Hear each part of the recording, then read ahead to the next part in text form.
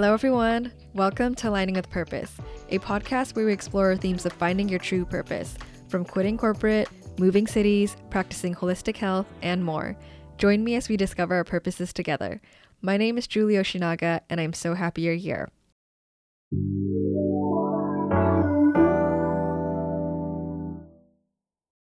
Hello, everyone. Welcome back to the podcast. Today, we'll be talking about conscious consumption and why ethical food choices and product choices really matter. We, as human beings, have so many options on where to buy our products, whether that's canned goods, foods in your fridge, or the stuff that you're using on a day-to-day basis. And all those things are so important when you think about sustainability and also your health. So let's get into today's topic so you can do good for the earth, but also protect yourself. And before we get into today's topic, I do want to start off with our Beauty and Humanity segment. And this week I was on the bus and there was a baby in a stroller. I think the baby was around like 1 or 2 years old. And then an elderly woman came onto the bus and she sat right across from the baby in the stroller. And the baby in the stroller was just waving at the old lady. She was just, she kept waving at her.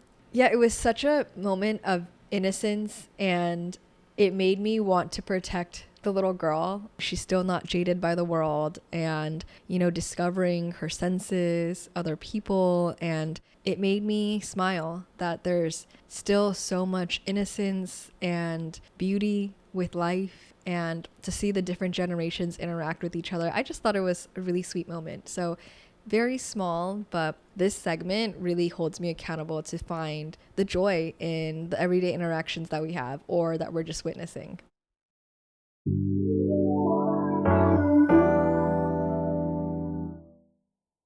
I've been really wanting to talk about this topic because I think it is so important. It's one that I was hesitant to talk about because by no means is my lifestyle free of being fully conscious of the things I'm buying. But then I thought about it and I thought about how important it is to still talk about, because our effort to be more sustainable and to be more conscious of the things that we're consuming is important.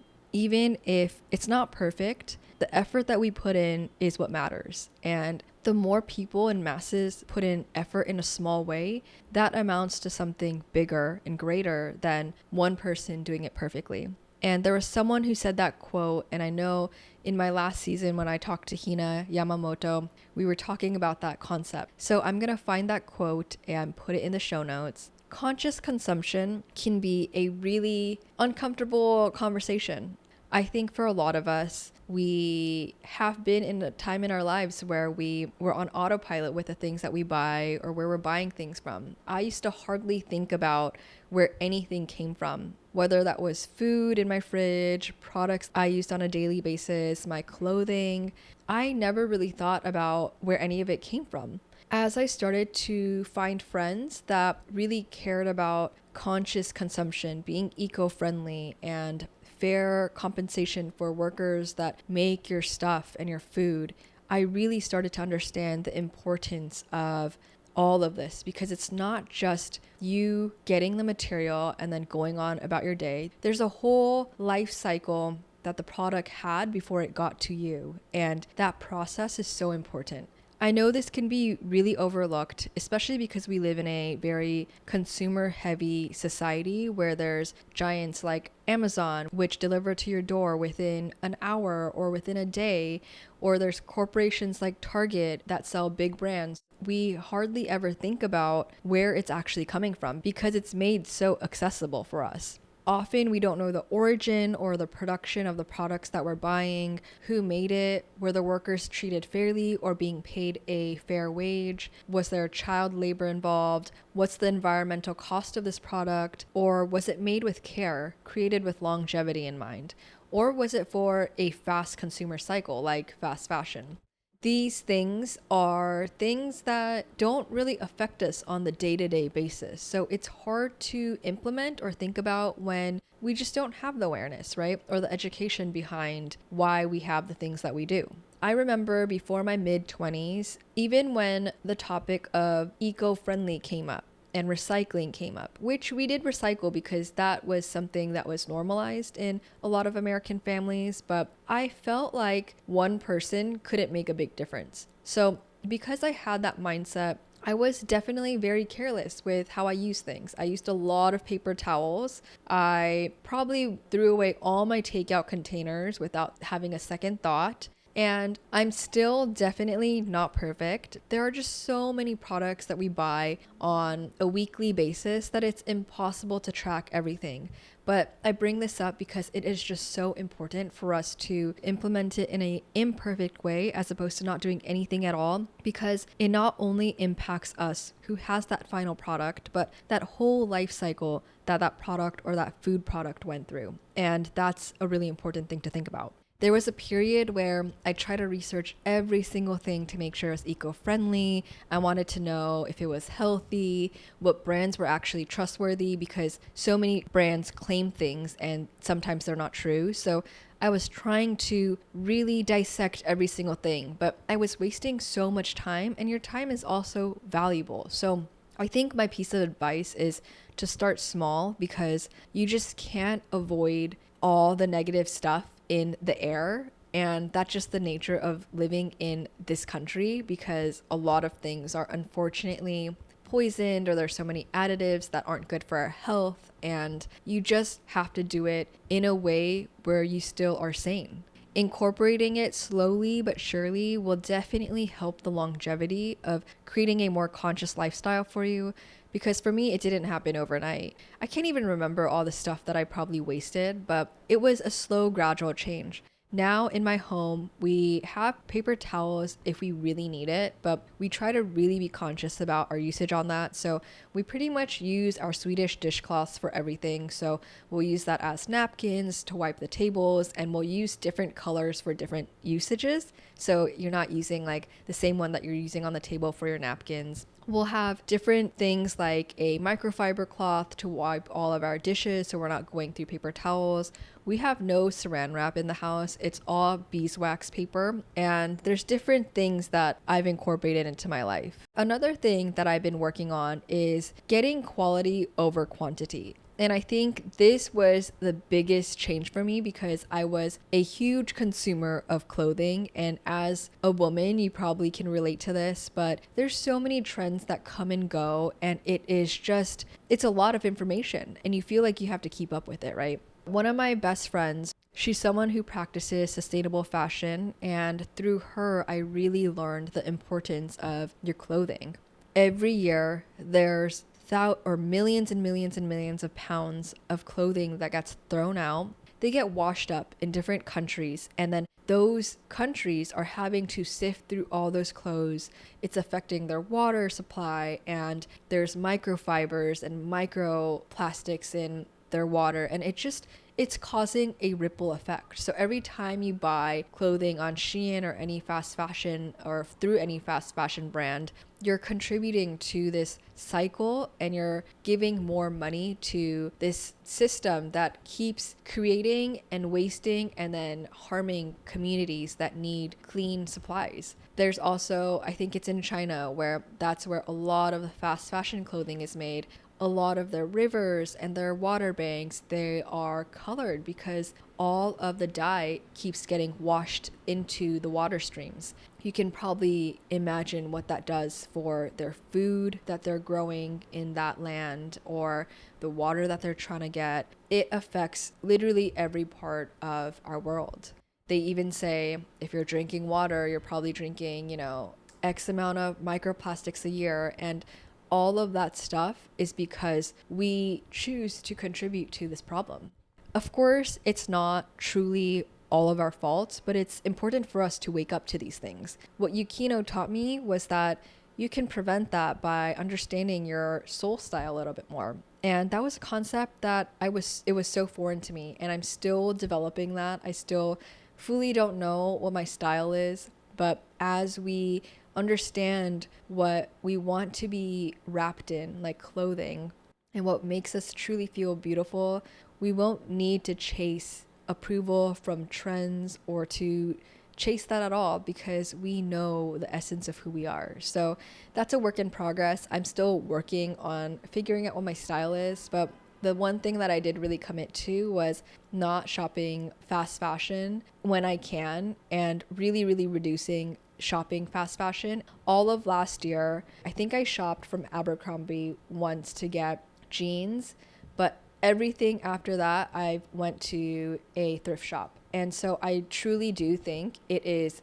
effort and doing it imperfectly as opposed to doing it perfectly, because you don't want to just demonize yourself for going to that one fast fashion shop once or twice when you are putting in that effort, because you can really feel guilty, detract yourself from your progress, and then fall back into that cycle. So my point in making this video is to really share that it's truly about effort and education around it, and not to feel bad about your contribution in it. Especially when it came to clothes, but also other household items, I had to ask if I really, really needed it. And I think that was a critical thing for me. Was it an impulse purchase, or will I actually use it?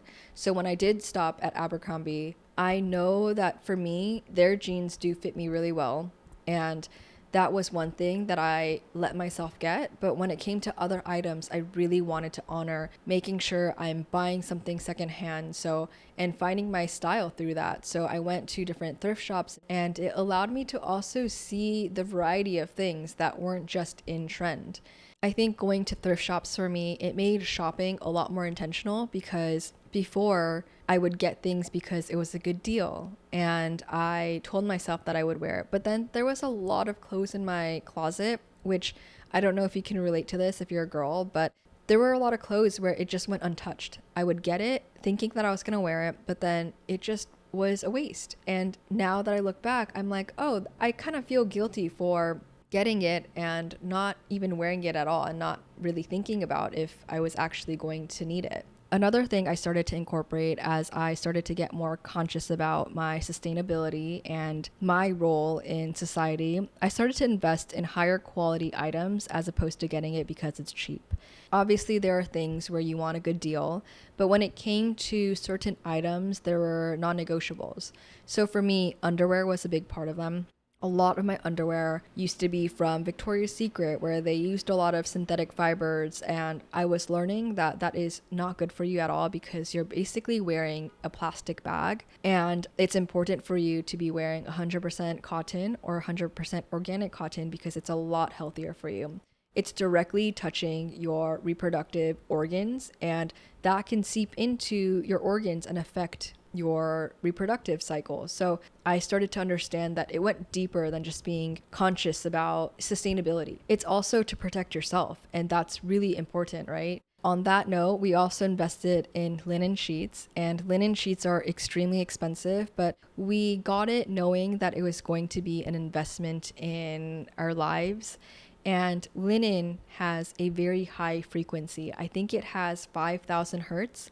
So because humans are around 100, it is really wrapping you up in its vibration. Linen is the only cloth where bacteria can't sustain itself.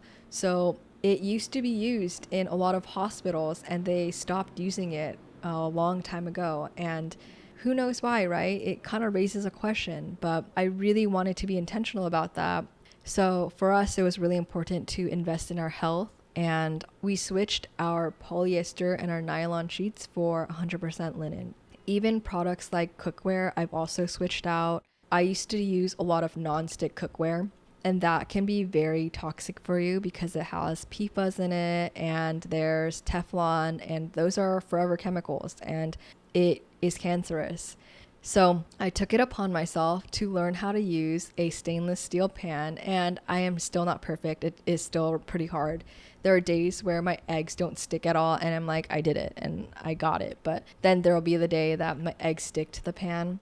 As expensive as that purchase was, I knew that it was important for me to invest in my health in order for me to be a healthier version of myself. There's obviously other things that you can switch out, or to get higher quality things so you're not switching it out as often, like your electronic toothbrush, good pillows, good furniture, so you're not having to constantly replace things, because that does add up when it comes to sustainability and being eco-friendly. The other things that I'll do is wash out my plastic containers that I get from takeout, and I'll reuse it when I can. I definitely don't put in hot things into my plastic container when I can. So if I cook some rice, I'm not going to put that directly into a plastic container. That's always going to go in a glass container. But if there's cold items that I could store in a plastic container, or if I need it for a road trip and something where I'm going to need that plastic container, I've been a little bit more mindful of the packaging of things and if it's reusable. Lastly, for me, I try not to waste any food as I can. So, whatever I buy at the grocery store, I'm going to use pretty much all of it. I've prided myself on that actually. I've been really good about getting only the things I need and eating everything that I buy because when we waste food, that apparently contributes to a lot of damage in the world. It does produce a lot more CO2, which ends up in landfills, and it generates more methane and even more potent greenhouse gas. So there's just so many components, right, of different things that we don't think about on a daily basis. And trust me, I also didn't think about a lot of these things. It's just taking one step at a time. It took me 4 years to understand it and to want to make a change because even if I'm just one person, I have to do what's right. Especially being influenced by my friends that had such great intentions. I was influenced to do better. And the more I started to do better, I started to feel that and to understand that I had a role to play.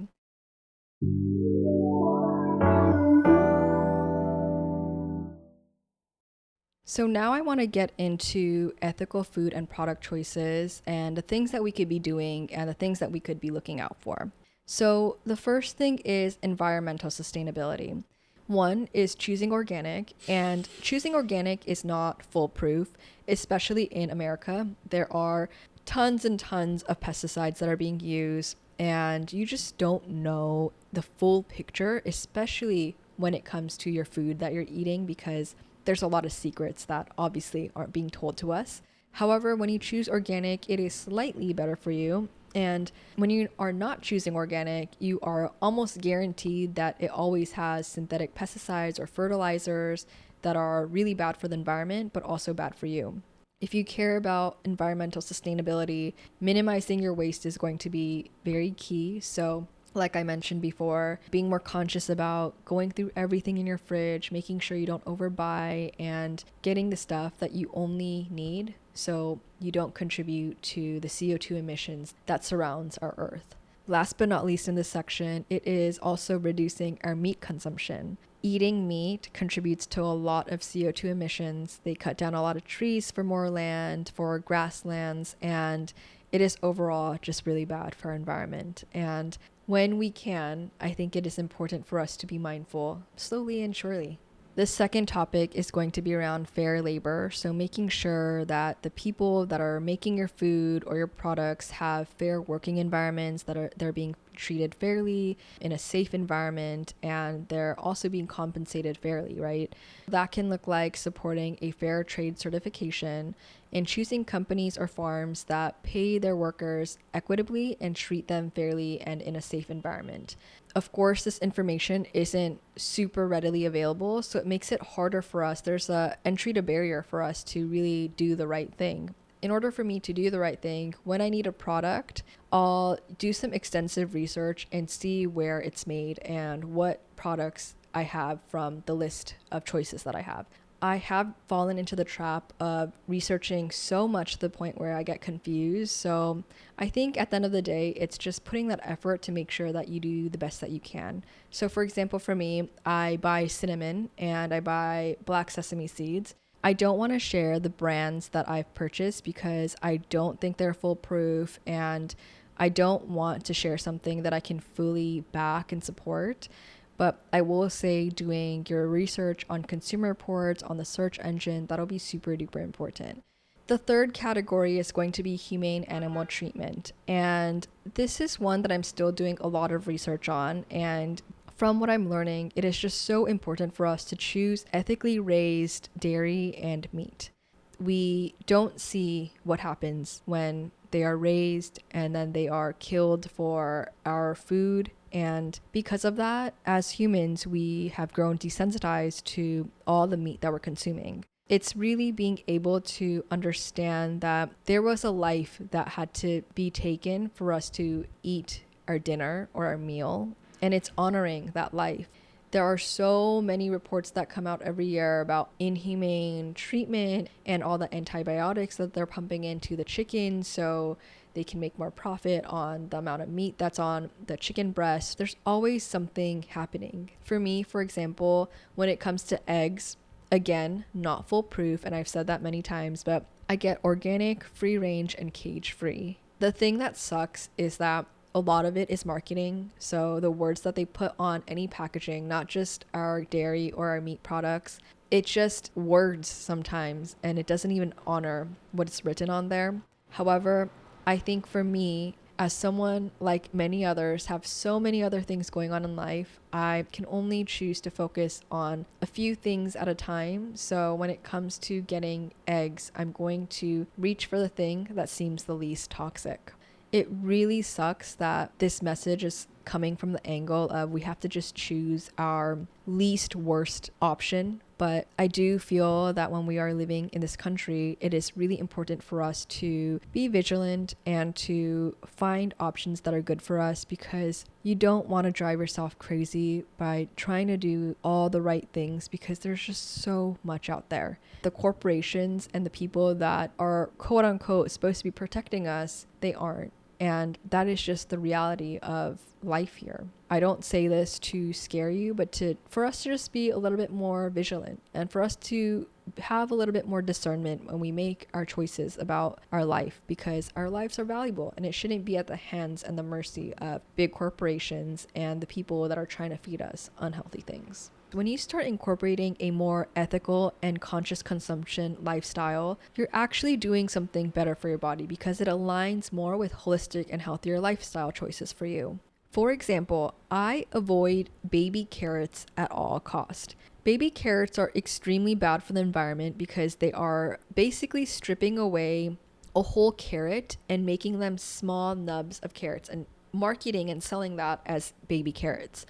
These baby carrots are doused in chlorine, so you can imagine what it has when you're consuming it. And if you eat baby carrots, and if you didn't know this, you wouldn't even know that you were doing something bad for your body, because it seems like an healthy option.